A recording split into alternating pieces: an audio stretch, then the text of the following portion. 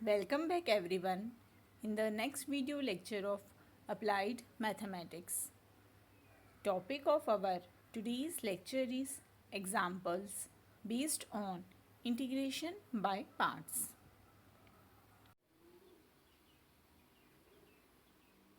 So let's see the vision and mission of the college.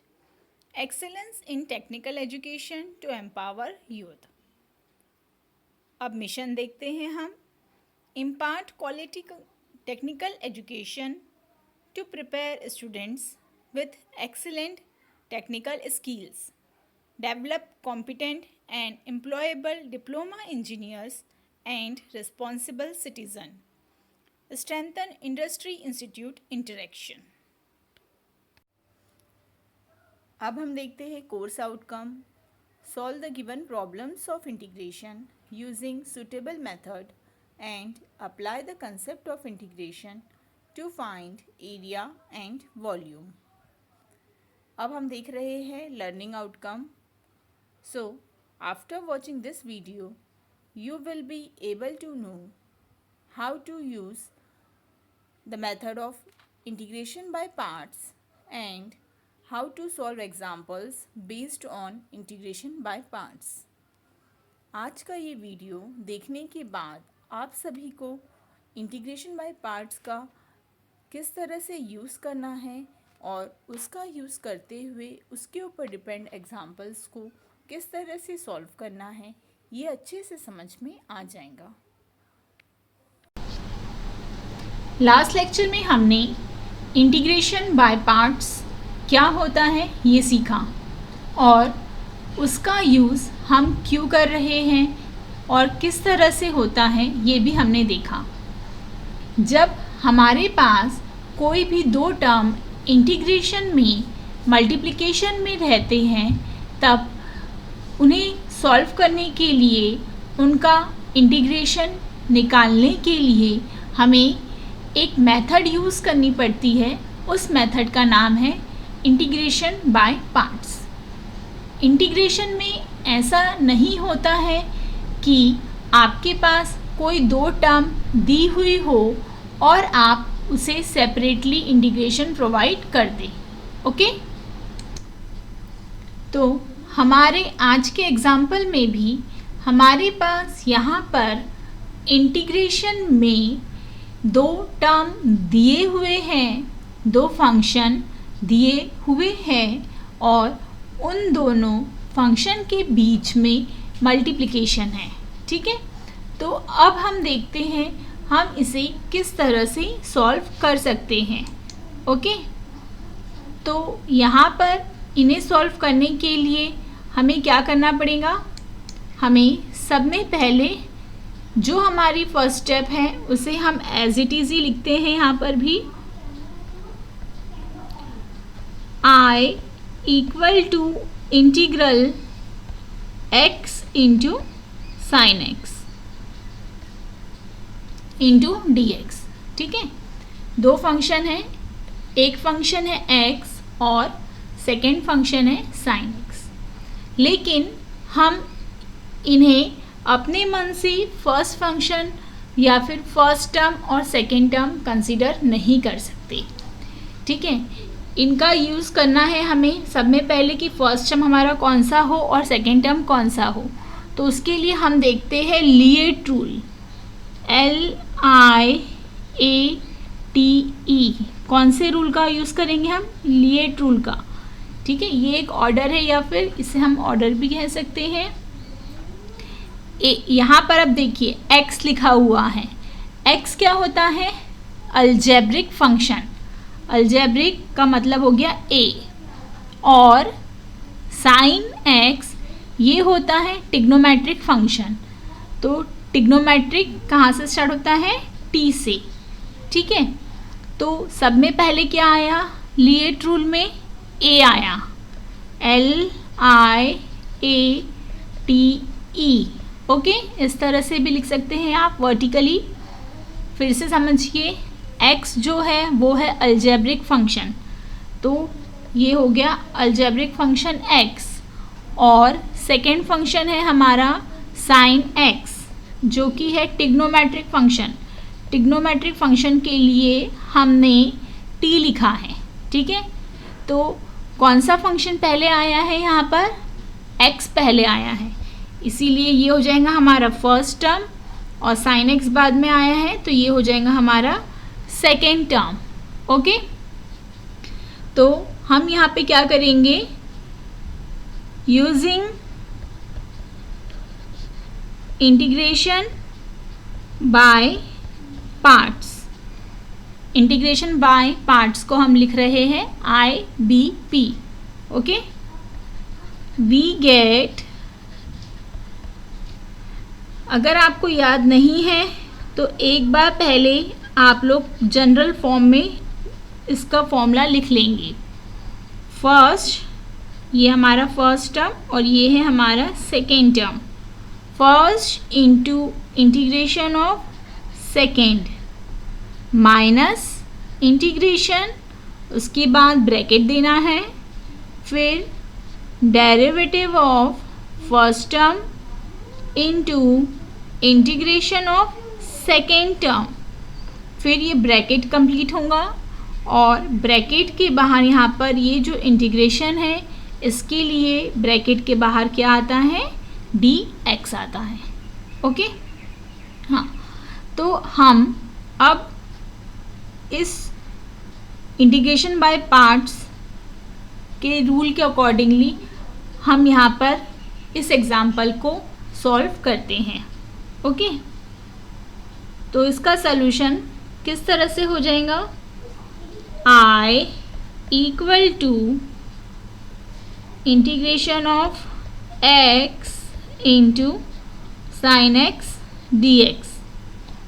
Okay, equal to, ये है आपका first term, ये है आपका सेकेंड टर्म। ओके, या फिर इतना नहीं लिखना हो तो नहीं लिखेंगे तो भी चलेगा, ठीक है। क्या लिखेंगे फिर अब हम, I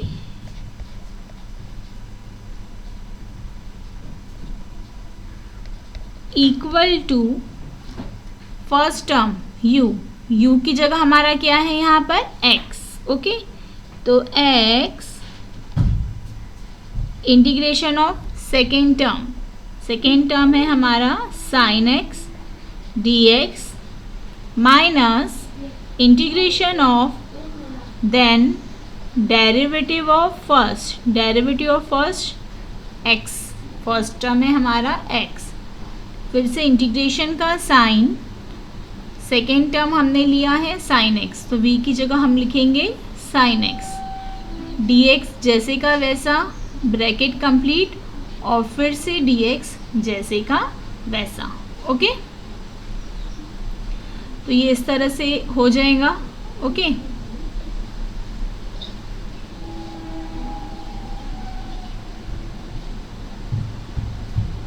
equal to x as it is, integration of sine x क्या हो जाता है, इंटीग्रेशन ऑफ साइन x होता है माइनस कॉस x। यहाँ पर जो माइनस का साइन आया है उसके लिए आप यहाँ पर ब्रैकेट लगाएंगे, minus cos x, bracket complete, minus का साइन जैसे का वैसा, फिर से इंटीग्रेशन का sign as it is, bracket भी as it is, derivative of x हो जाता है 1। Okay, into integration of sine x क्या होता है, इंटीग्रेशन ऑफ साइन x होता है माइनस कॉस x। ओके, तो यहाँ पर जो हमने माइनस कॉस x लिखा है सिंपल ब्रैकेट में, उसे हमने कंप्लीट किया। उसके बाद में ये जो कर्ली ब्रैकेट है उसे भी कंप्लीट करेंगे इनटू dx। हमारी नेक्स्ट स्टेप होंगी इक्वल टू, ये जो माइनस का साइन है उसे हम बाहर लिखेंगे, माइनस ये है x into cos x। Okay, minus का साइन फिर से जैसे का वैसा, इंटीग्रेशन ब्रैकेट के अंदर है 1 into minus cos x minus cos x, curly bracket complete, into dx। Okay, हमारा फर्स्ट टर्म जैसे का वैसा। सेकेंड टर्म में यहाँ पर कर्ली ब्रैकेट के अंदर जो माइनस का साइन है उसे हम ब्रैकेट और इंटीग्रेशन साइन दोनों से ही बाहर लेकर आते हैं, तो minus minus gate plus, integration का साइन एज इट इज़। अब हमने कर्ली ब्रैकेट नहीं लिखा तो भी चलेगा, ठीक है। ओनली यहाँ पर क्या है, integration of cos x dx। तो इंटीग्रेशन ऑफ कॉस एक्स क्या हो जाता है, integration of cos x dx होगा sine x. Okay, first term फिर से जैसे का वैसा, plus integration of cos x equal to sine x. अब यहाँ पर हमारा इंटीग्रेशन का साइन रिमूव हो चुका है, तो अब हम यहाँ पर लिखेंगे प्लस सी। ओके, तो i इक्वल टू हमें क्या मिल गया, minus x into cos x plus sine x plus C. तो इस तरह से हमने इंटीग्रेशन बाय पार्ट्स का यूज़ करते हुए इंटीग्रेशन में अगर कोई भी दो टर्म मल्टीप्लिकेशन में हो तो किस तरह से सॉल्व कर सकते हैं ये देखा, ठीक है। यहाँ पर जब हम इंटीग्रेशन बाय पार्ट्स का यूज़ कर रहे हैं तो एक चीज़ बहुत इम्पॉर्टेंट है, वो ये है कि आपको लिएट रूल लगाना कंपलसरी है, और लिएट रूल किस तरह से हम लगाते हैं वो भी आपको ध्यान रहना चाहिए, ठीक है।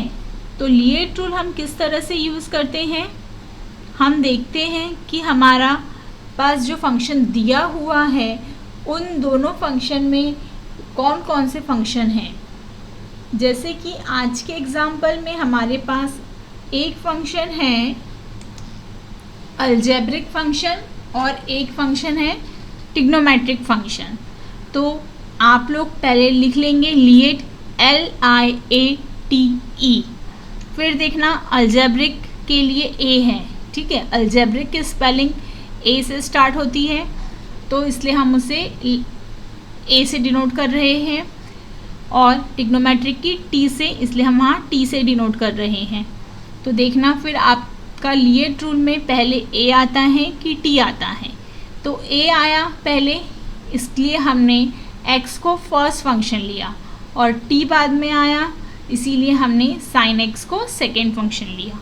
ओके, अगर आप विदाउट फर्स्ट फंक्शन और सेकेंड फंक्शन लेके सॉल्व करते हैं, ठीक है, अगर आपने साइन x को फर्स्ट फंक्शन और x को सेकेंड फंक्शन लेके सॉल्व किया तो कंसेप्ट में वह फिट बैठता है क्या, नहीं, वह कंसेप्ट ही नहीं है।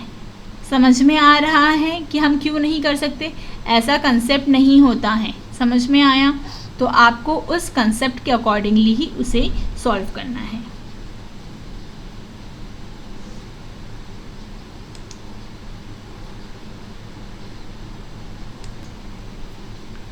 अभी जो मैंने आप लोग को एग्जाम्पल एक्सप्लेन किया है ये कुछ उसी तरह के एग्जाम्पल्स हैं। ये आप लोग को उसी तरह से इंटीग्रेशन बाय पार्ट्स का यूज़ करते हुए लिएट रूल ध्यान में रखते हुए इन्हें आपको सॉल्व करना है।